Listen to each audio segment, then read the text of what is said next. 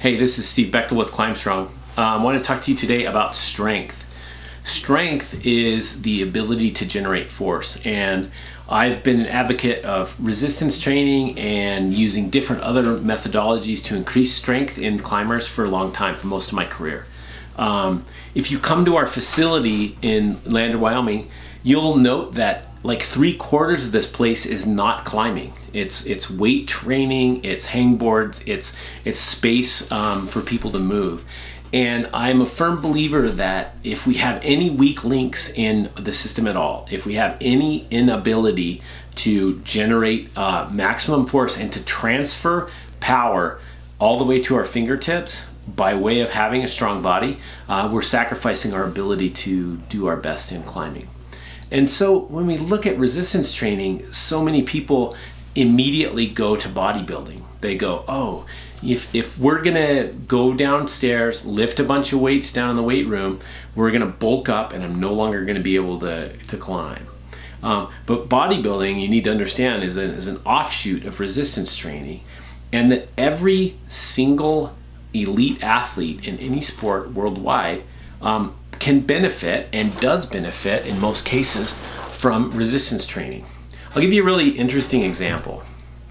Around 10, 12 years ago, I was at a conference at the Olympic Training Center in Colorado Springs, and we got a tour of some of the facilities, and we went into this Olympic lifting area, and there's a team of women in there lifting, and they were doing clean and press, they were doing the snatch, and doing all kinds of very, very heavy barbell work. And we were so impressed. It's like, oh, so cool to see the Olympic weightlifting team actually training here in Colorado Springs. And the guy that was giving the tour said, oh, no, this isn't the weightlifting team. These are the triathletes. And the triathlon coach let us know that for the females on their team, they were trying to have them lift explosive, heavy loads 2 to 3 days a week, year round, in order to maintain muscle mass, explosiveness, efficiency of their systems, everything else. And it was at that point that I was like, oh my gosh, this is actually really, really similar to climbing. Like, no triathlete wants to be bigger, right? They aren't trying to get to where they're actually stronger. They just need to maximize their possible athleticism.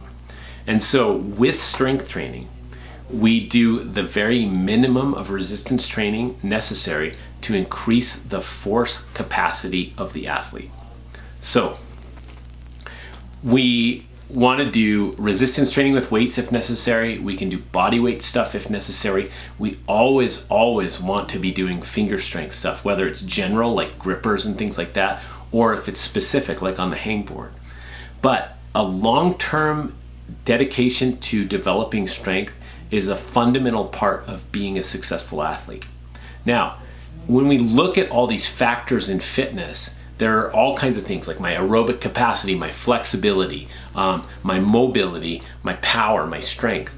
And when we look at strength is what they call a persistent factor, that it takes a long time to develop, but once it's developed, it sticks around for quite some time. It's very, very slow to degrade.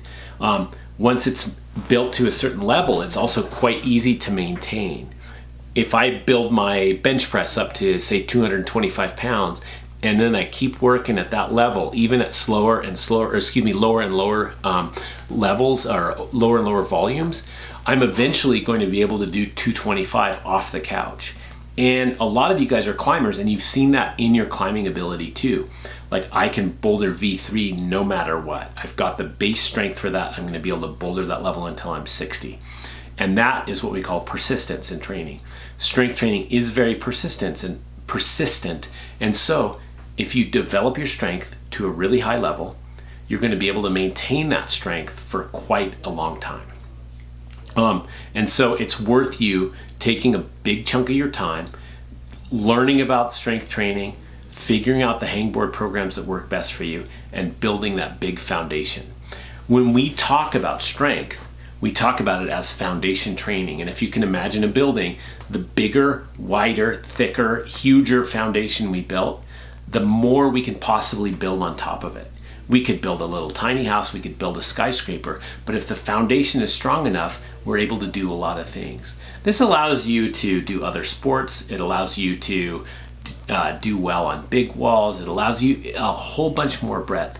And as Mark Ripito says, strong people are harder to kill and more useful in general. And so one of the things to think about is the stronger you are, the more robust you're going to be, the more useful you're going to be, whether it's hauling loads or working on trail day or bolting new routes.